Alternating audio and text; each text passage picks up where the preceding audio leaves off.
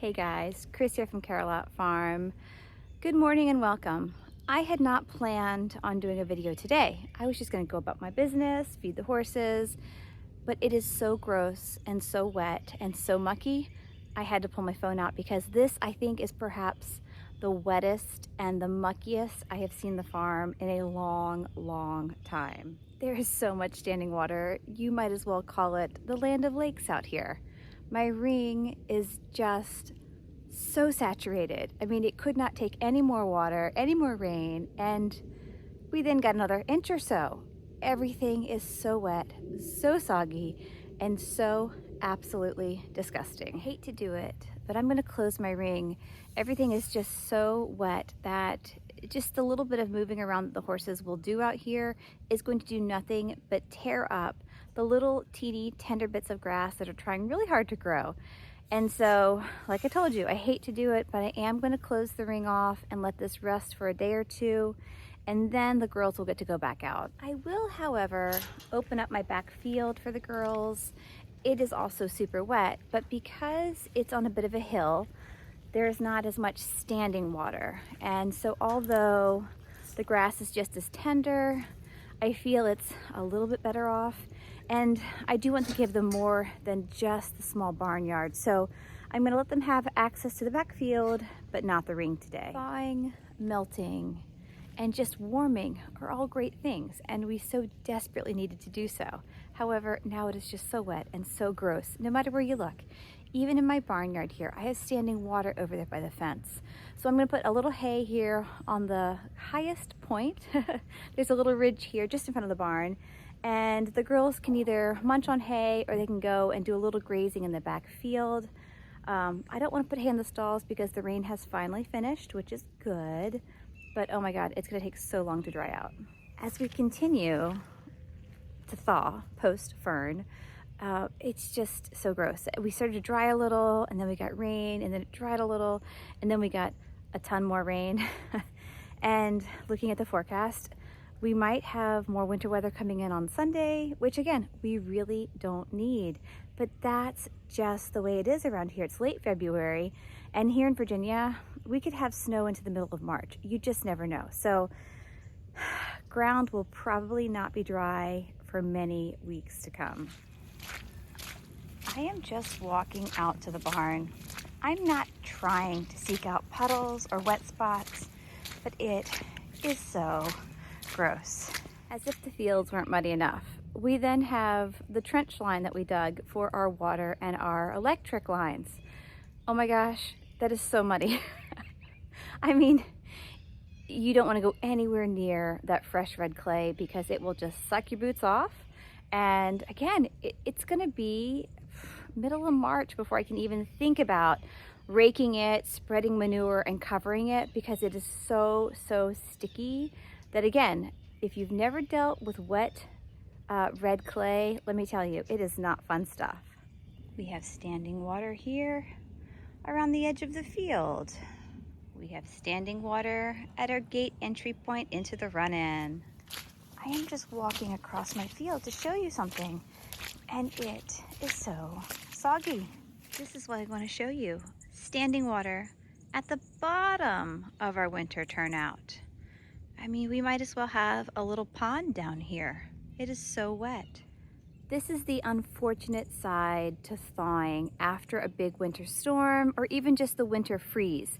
Everything freezes solid in the winter, but then as spring approaches, everything starts to thaw and melt, and the ground becomes so saturated that if you have a snow or that sleet storm or even just rain like we have the last few days, because our ground is red clay, the ground becomes so saturated and it takes so long to soak through the clay that water just pools. It will eventually soak in, but it takes a very long time. Lucky for us here at the farm, we don't live anywhere close to a river or a stream because those areas are very prone to becoming swollen when the weather is such as this. So luckily we don't have to worry about that. We just have to contend with standing water, mucky ground, and puddles here, there, and everywhere. The poor horses, they're so muddy and they're so wet. It was a warm rain, and so they actually stood outside a lot, but he has mud all the way up the legs, up under his belly there, and he is just so gross. Poor guy. I don't think he minds though. I am gonna open the gate here and let the boys into the big field.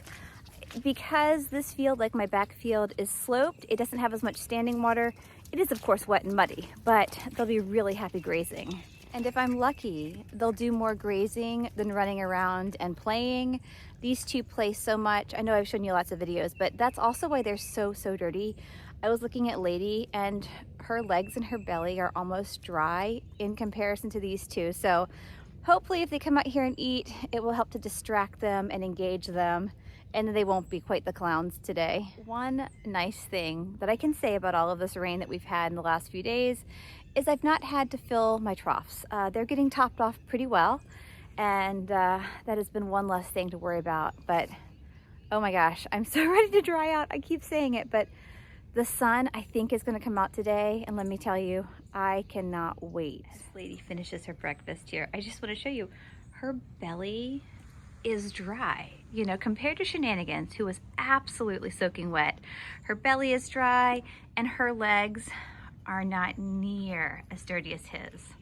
So she's been a very smart girl hanging out here, mostly probably in the run-in, and certainly not running and playing like those two young boys.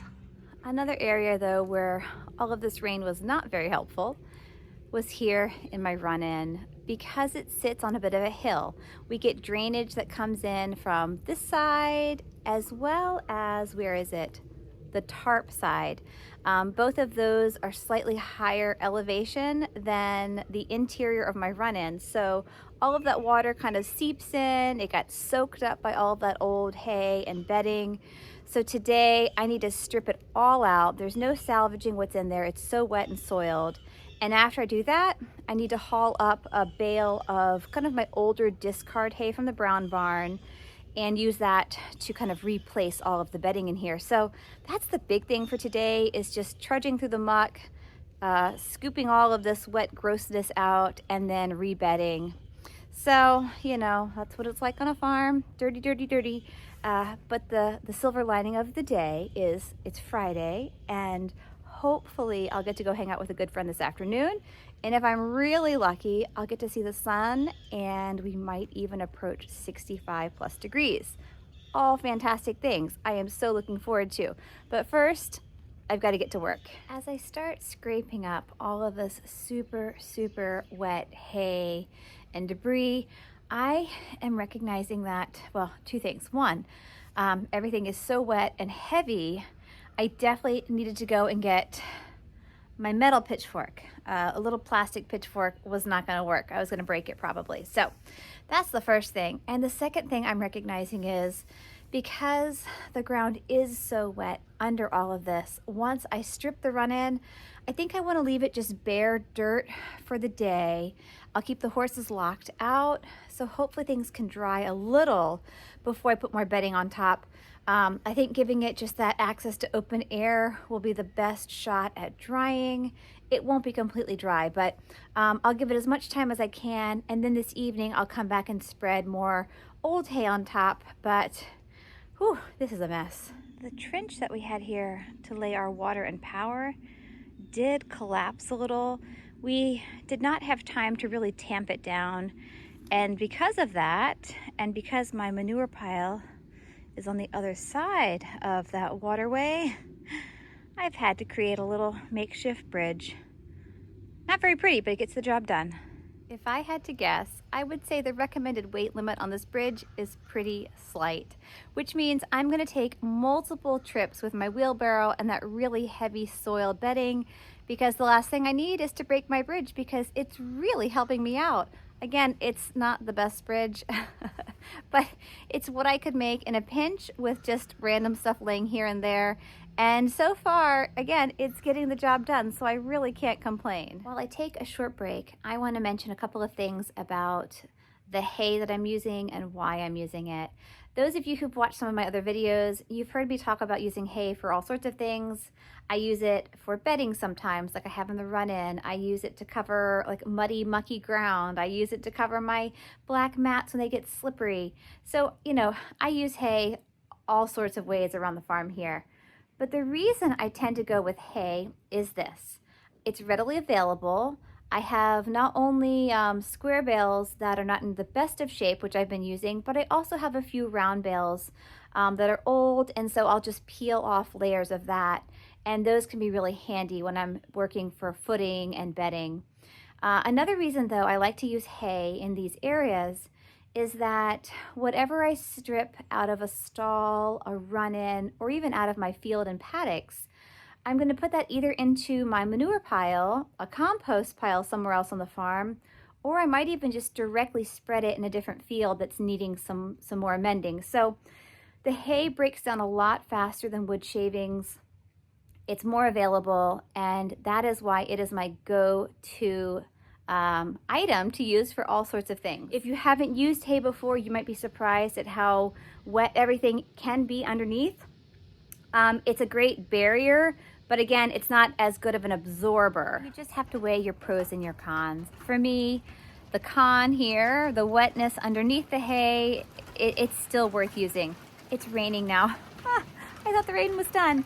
But just be mindful that if you use hay like I do, your ground will likely get really wet underneath. Give it time to dry when and where you can. And every now and then, a little sprinkle of lime might not be a bad thing. But this ground is not smelling bad, it's just wet. So luckily, all it needs to do is dry. Thank you so much for joining me here on the farm today. It wasn't what I'd expected. I wasn't gonna film. I was gonna bust out my chores really quick, and then I saw just how much standing water we had around the farm. You know, the ring down there looks like a giant pond or a whole land of lakes, I think I told you. I mean, I've never seen that much water. And then I have water standing everywhere in my fields, in my paddocks. The run-in here, when I got up here to feed these horses, I saw just how wet and soiled everything was. And so I knew I had to strip all of that stuff out and start fresh. So today wasn't what I expected, but it was still a really good day. I got a lot done, and I'm still waiting on the sun to shine through. It's thinking about it. It gets lighter, it gets cloudier, so fingers crossed by lunchtime we finally have some sunshine. I hope you're doing well wherever you are. Hopefully it's not so wet. And check back soon because we'll certainly have updates, and one of these days, hopefully, we'll dry out. Bye, guys.